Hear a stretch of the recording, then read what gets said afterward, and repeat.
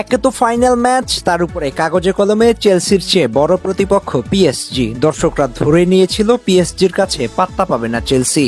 তবে ম্যাচ শুরুর প্রথম 10 মিনিট যেভাবে প্রেস করে খেলেছে চেলসি, তাতে করেই বোঝা যাচ্ছিল পিএসজিকে ছেড়ে কথা বলবে না এনজো মারেস্কার দল। একেবারে শুরুর দিকে 8 মিনিটের সময় ডিবক্সের ভেতরে ভালো জায়গায় বল পেয়ে মিস করেছেন কোল পালমার। তখনই মনে হয়েছিল গোল্ডেন চান্স মিস। এই রকমের সুযোগ এত বড় ম্যাচে হাতছাড়া যেন কিছুতেই মানতে পারছিলেন না চেলসি সমর্থকরা। তবে সমর্থকদের আস্থার প্রতিদান দিতে খুব বেশি সময় নেননি কোল পালমার। ম্যাচের 22তম মিনিটে এসে গুস্তোর পাস থেকে দারুণ এক ফিনিশিংয়ে গোলরক্ষক ডোনারুম্মাকে পরাজিত করে সমর্থকদের উল্লাস করার মতো মুহূর্ত এনে দিয়েছে।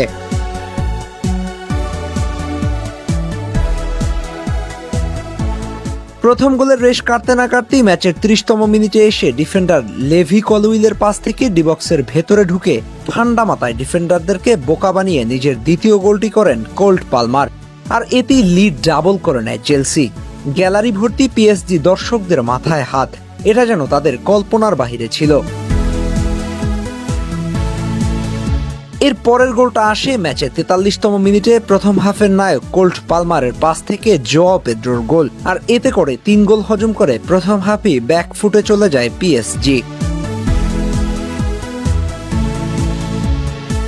দ্বিতীয়ার্ধের শুরু থেকেই ঘুরে দাঁড়ানোর চেষ্টা করে পিএসজি, কিন্তু সেখানে বাধার দেয়াল হয়ে দাঁড়ায় স্প্যানিশ গোলরক্ষক রবার্ট সানচেজ।